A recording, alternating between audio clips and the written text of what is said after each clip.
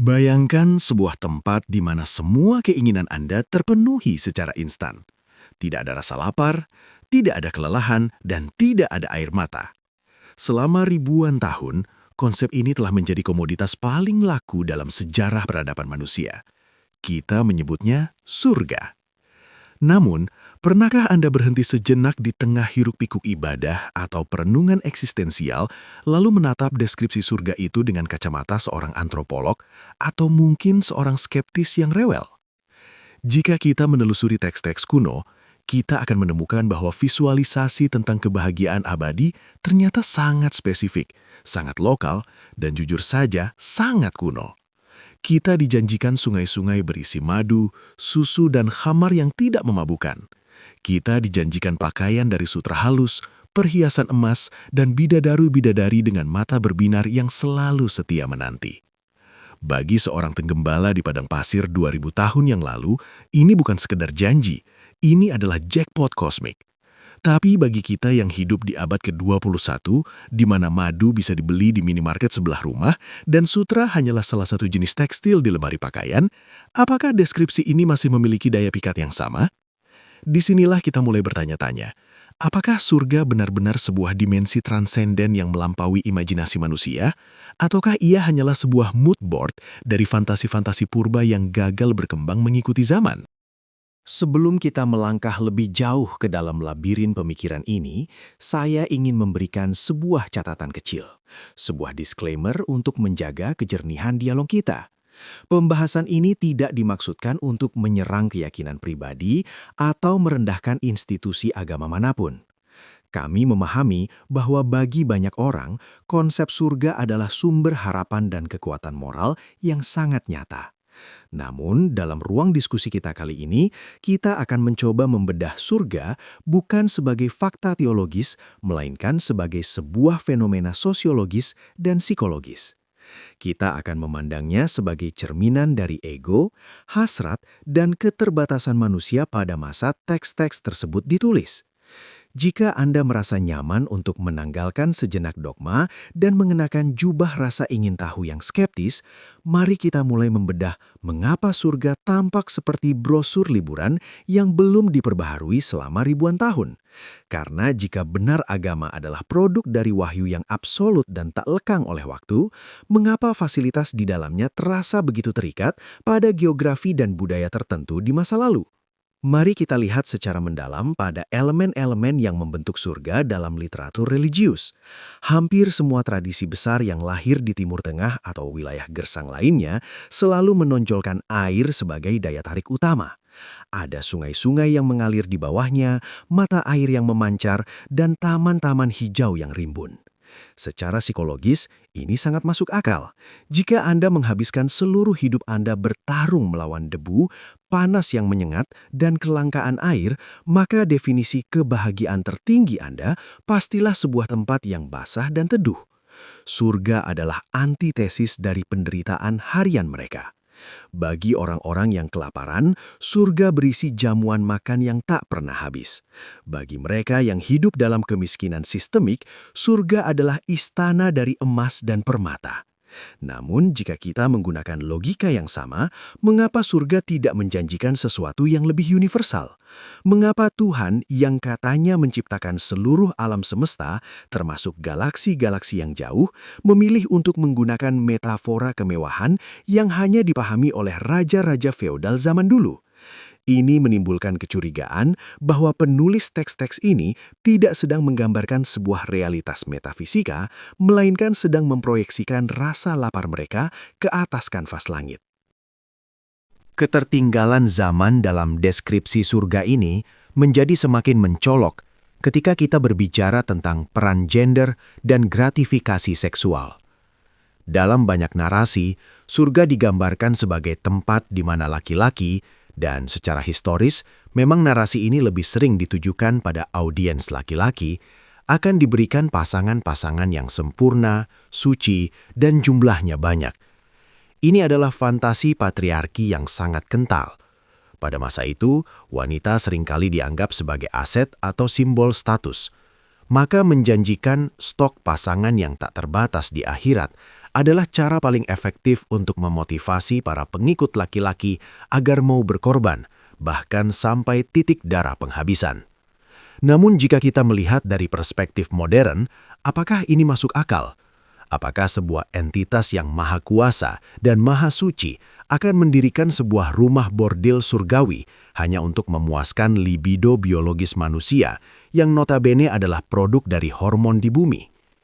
Jika seks adalah insting reproduksi yang didesain untuk kelangsungan spesies di alam material, mengapa hal itu dibawa-bawa ke alam roh yang seharusnya sudah tidak butuh reproduksi lagi? Kejanggalan ini membawa kita pada pertanyaan besar. Jika agama-agama besar baru muncul hari ini, di era informasi dan teknologi tinggi, apakah surga mereka masih akan berisi sungai madu dan tenda-tenda sutra? Saya sangat meragukannya. Jika seorang nabi muncul di Silicon Valley atau di tengah megapolitan London hari ini, surga yang ia tawarkan mungkin akan terdengar sangat berbeda. Alih-alih sungai Homer, ia mungkin akan menjanjikan koneksi saraf langsung ke dalam simulasi realitas yang tak terbatas, di mana setiap individu bisa menjadi pencipta dunianya sendiri. Alih-alih istana emas yang dingin dan statis, surga modern mungkin akan menjanjikan pengetahuan tak terbatas, akses instan ke seluruh rahasia alam semesta, kemampuan untuk menjelajahi lubang hitam, atau hidup selamanya dalam tubuh sibernetik yang tidak bisa rusak. Kita tidak akan lagi terkesan dengan janji buah-buahan yang mudah dipetik, karena kita sudah punya kulkas dan supermarket. Kita mungkin akan lebih tergiur dengan janji bebas dari lag, baterai yang tidak pernah habis, atau kapasitas otak yang meningkat 1.000.000 kali lipat. Pergeseran imajinasi ini membuktikan satu hal. Surga selalu merupakan bayangan cermin dari apa yang kita anggap kurang di dunia nyata. Di zaman dahulu, manusia kekurangan kebutuhan dasar, maka surga adalah kelimpahan materi. Di zaman sekarang, kita mulai merasa kekurangan waktu, privasi, dan kedamaian mental di tengah kebisingan informasi. Maka, surga modern mungkin adalah tentang keheningan yang sempurna atau kebebasan dari kewajiban sosial.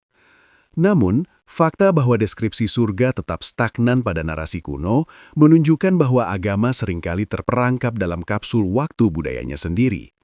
Ia sulit untuk melakukan update pada fasilitas surganya tanpa merusak klaim bahwa teks mereka adalah kata-kata Tuhan yang final.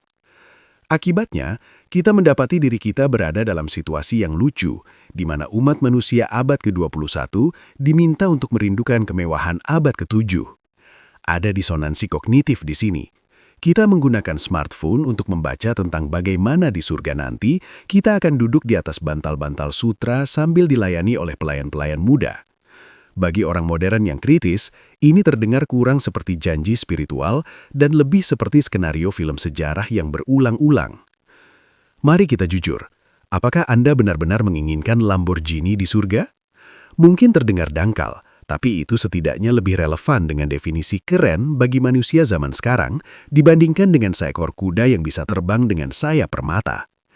Jika surga dirancang untuk memuaskan hasrat manusia, mengapa ia tidak bersifat adaptif? Jika saya seorang gamer, apakah di surga ada konsol dengan grafis yang melampaui batas mata manusia? Jika saya seorang ilmuwan, apakah ada laboratorium yang memungkinkan saya membedah atom tanpa batas?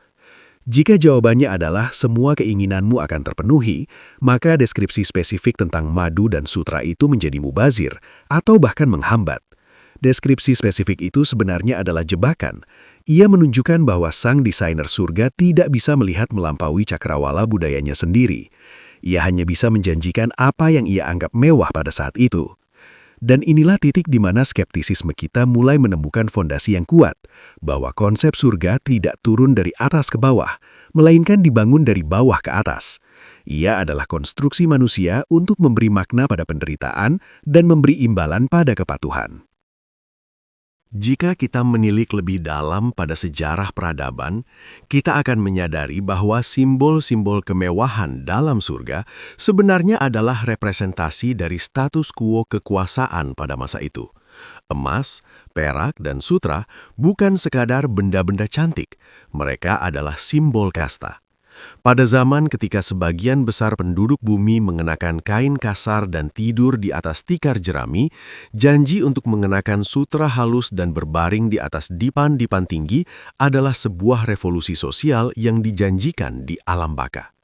Namun, disinilah letak ironinya.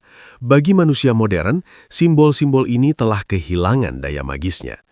Kita hidup di era di mana produksi massal telah mendemokratisasi kemewahan. Lalu, apakah Tuhan yang Maha Tahu tidak memprediksi bahwa suatu hari nanti fasilitas eksklusif surganya akan menjadi barang komoditas biasa di pasar loak manusia?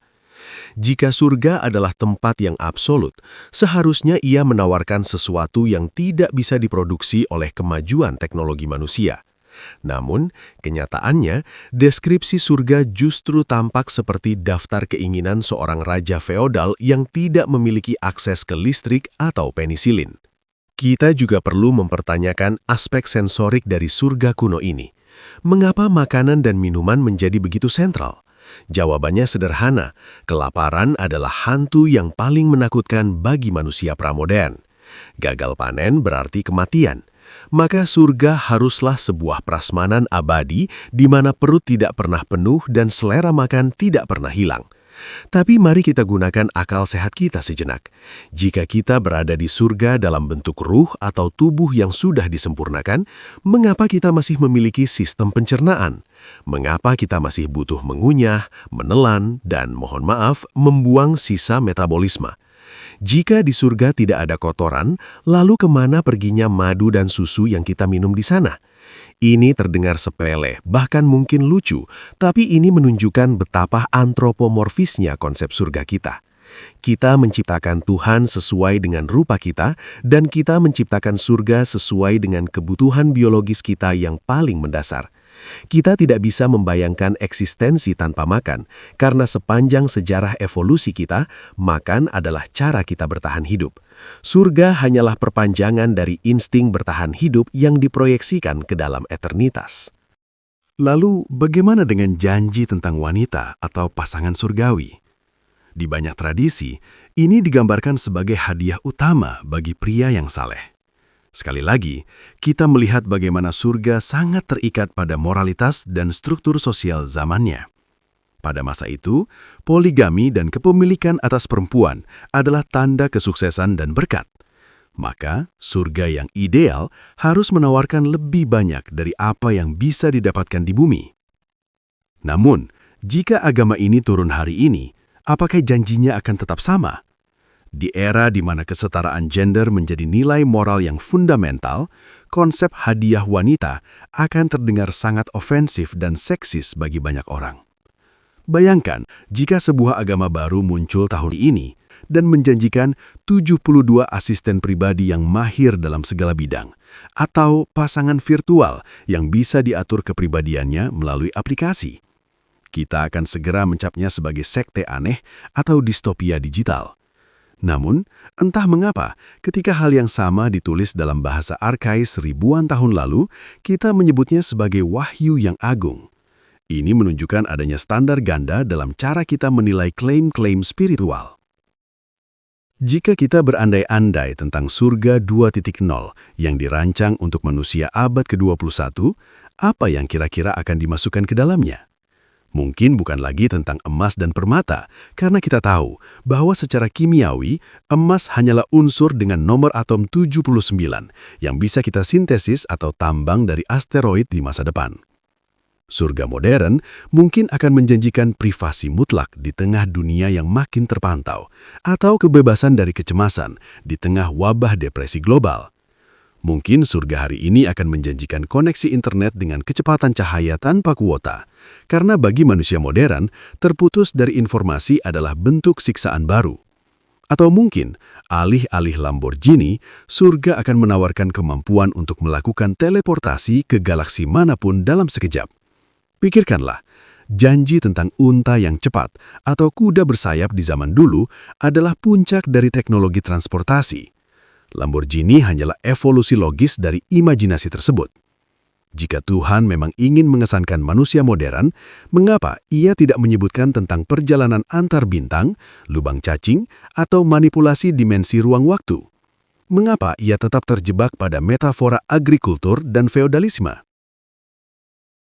Ketimpangan antara deskripsi surga dan realitas pengetahuan kita saat ini menciptakan apa yang saya sebut sebagai krisis imajinasi teologis.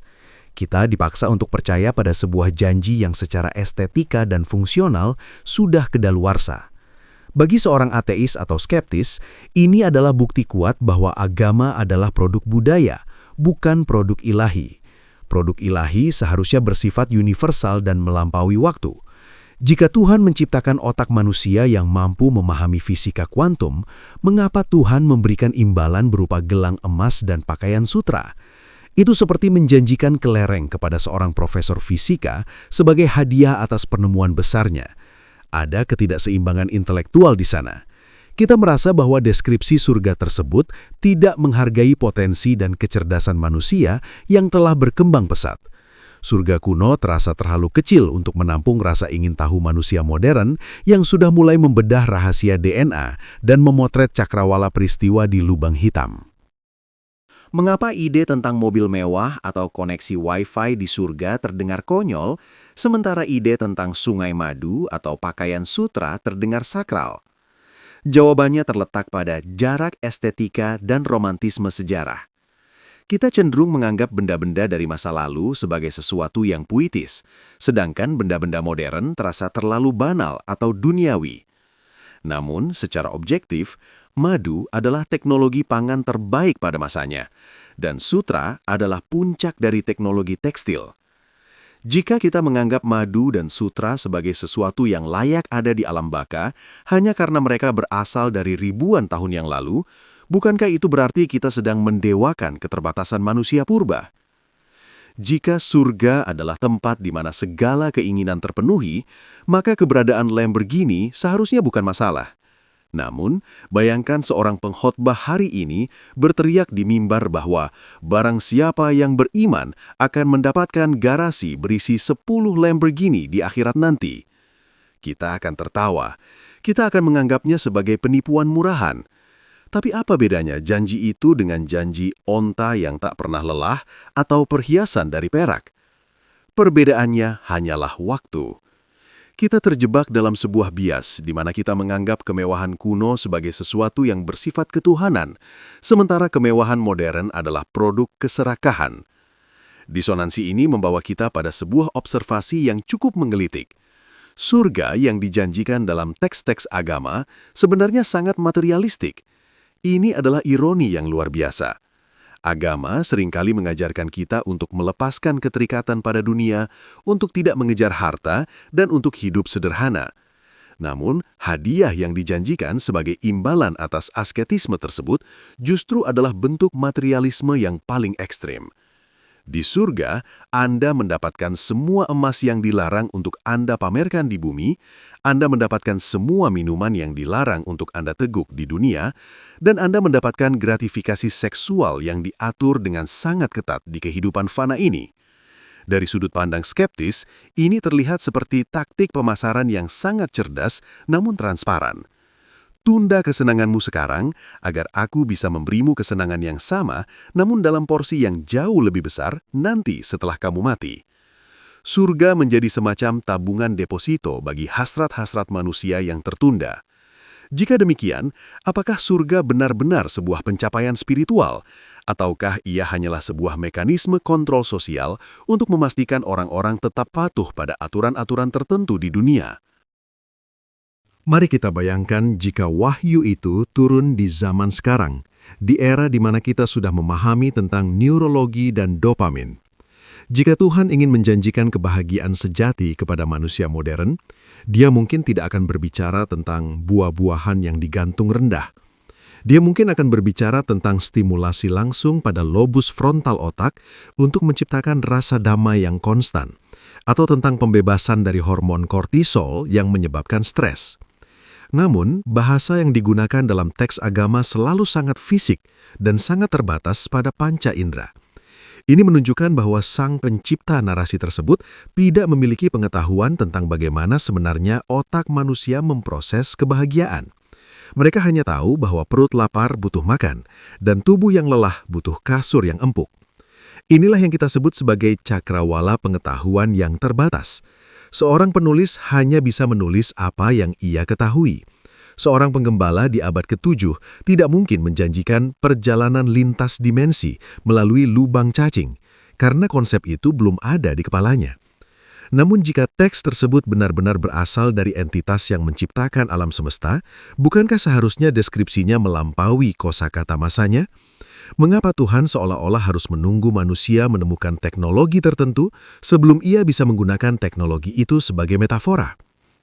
Hal ini juga memunculkan pertanyaan tentang keberadaan teknologi di surga. Jika di surga ada musik, apakah musik itu dimainkan dengan kecapi dan harpa kuno? Jika iya, bukankah itu akan sangat membosankan bagi seseorang yang terbiasa mendengarkan simfoni orkestra yang kompleks atau eksperimentasi musik elektronik modern? Jika di surga ada transportasi, apakah kita harus tetap menunggangi hewan, ataukah kita bisa berpindah tempat dengan kecepatan cahaya? Jika kita tetap menggunakan cara-cara kuno, maka surga sebenarnya bukan tempat yang sempurna. Ia adalah museum yang sangat nyaman. Dan disinilah argumen skeptis menjadi sangat tajam. Jika gambaran surga tidak pernah berubah, sementara definisi kenyamanan dan kemewahan manusia terus berevolusi, maka pada suatu titik, surga akan menjadi tempat yang tertinggal zaman. Surga yang dirancang untuk memuaskan manusia dari masa lalu mungkin akan terasa seperti neraka yang membosankan bagi manusia dari masa depan. Bayangkan seorang ilmuwan modern yang dipaksa duduk selamanya di taman sambil mendengarkan puji-pujian, tanpa ada misteri alam semesta lagi yang bisa dipecahkan, tanpa ada laboratorium, dan tanpa ada tantangan intelektual. Itu bukan kebahagiaan, itu adalah lobotomi spiritual. Lebih jauh lagi, mari kita tinjau aspek sosial dari fantasi surga ini. Surga sering digambarkan sebagai tempat yang eksklusif, sebuah klub elit bagi mereka yang memegang kartu keanggotaan berupa iman yang benar. Di dalamnya ada strata, ada tingkatan-tingkatan yang lagi alih mencerminkan struktur feodal bumi. Ada yang mendapatkan apartemen yang biasa saja, dan ada yang mendapatkan penthouse surgawi di tingkat tertinggi. Mengapa konsep hierarki ini tetap dibawa ke tempat yang katanya sempurna? Hierarki adalah produk dari kelangkaan. Kita bersaing untuk menjadi yang terbaik karena sumber daya terbatas. Jika di surga sumber daya tidak terbatas, mengapa masih ada tingkatan-tingkatan? Mengapa harus ada rasa bangga karena berada di tingkat yang lebih tinggi daripada orang lain? Ini menunjukkan bahwa ego manusia, hasrat untuk merasa lebih unggul dari sesamanya, telah disuntikkan ke dalam desain surga tersebut. Kita tidak hanya menginginkan kenyamanan, kita menginginkan status.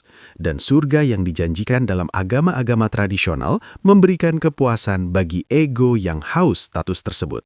Sekali lagi, ini terasa sangat manusiawi, terlalu manusiawi untuk sesuatu yang diklaim sebagai produk ilahi. Jika kita melihat dari perspektif evolusi, kita bisa memahami mengapa narasi surga ini begitu efektif.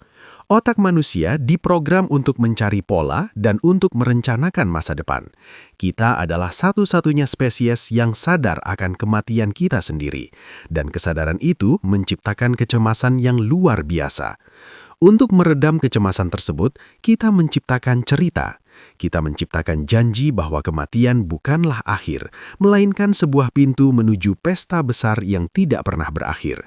Dan agar pesta itu terlihat menarik, kita mengisinya dengan benda-benda paling berharga yang bisa kita bayangkan pada saat cerita itu dibuat.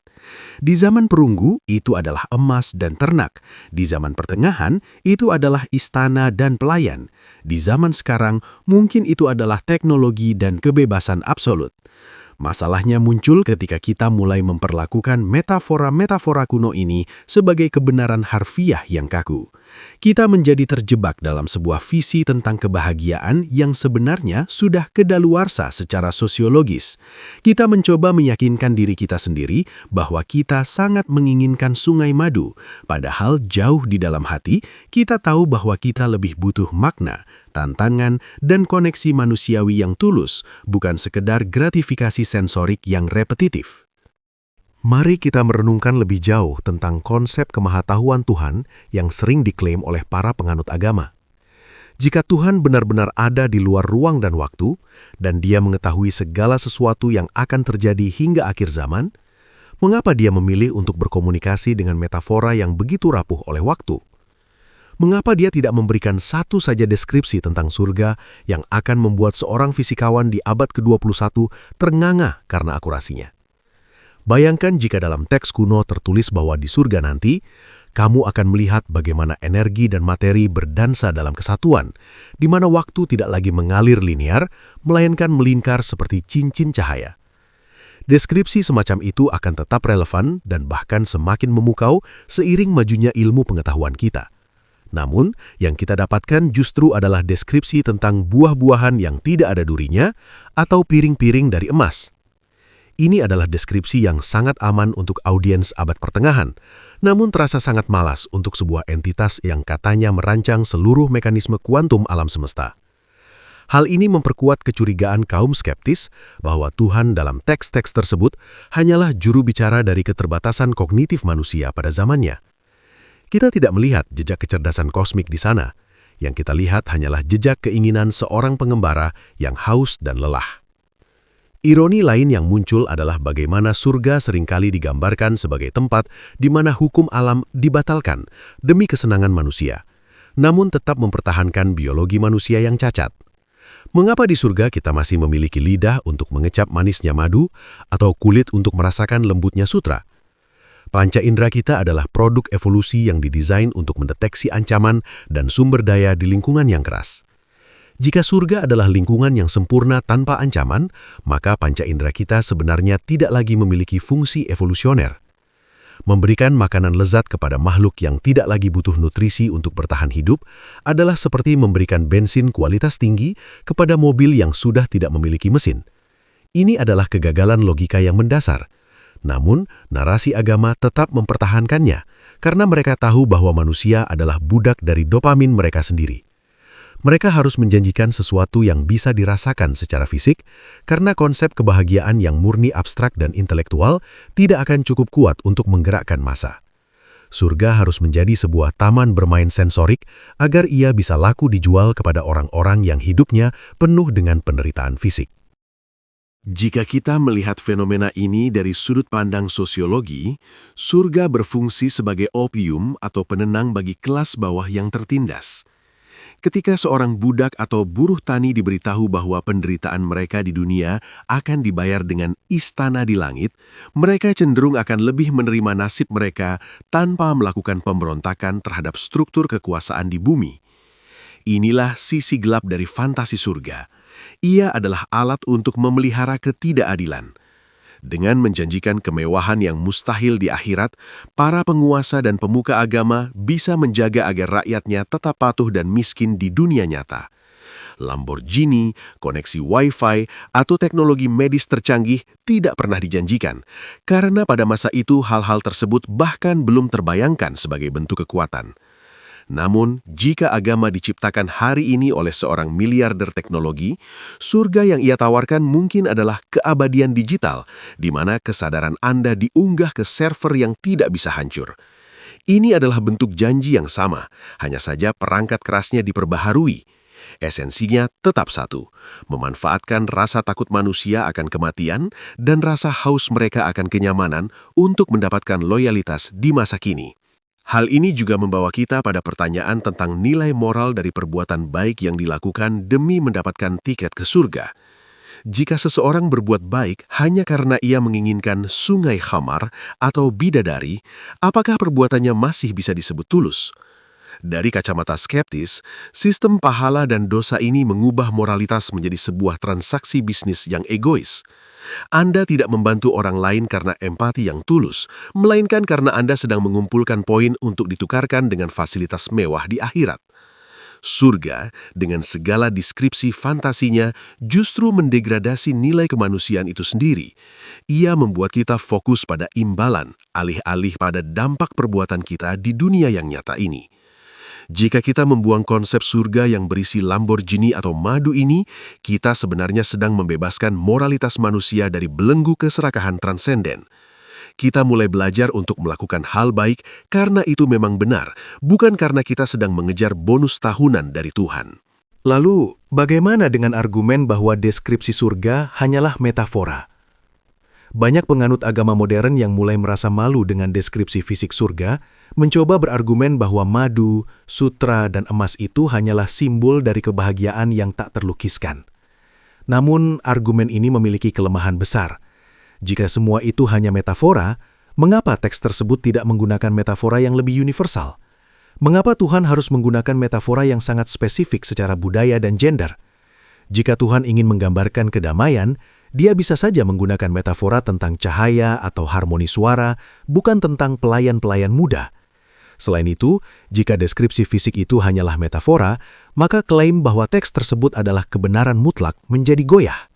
Siapa yang berhak menentukan mana yang literal dan mana yang metafora? Seringkali, metafora hanyalah pelarian intelektual bagi orang-orang yang mulai menyadari bahwa teks suci mereka sudah mulai terlihat kuno di hadapan ilmu pengetahuan modern. Mereka mencoba menyelamatkan konsep Tuhan dengan cara memodernisasi interpretasi, padahal teks aslinya tetap terpaku pada fantasi orang-orang zaman dahulu.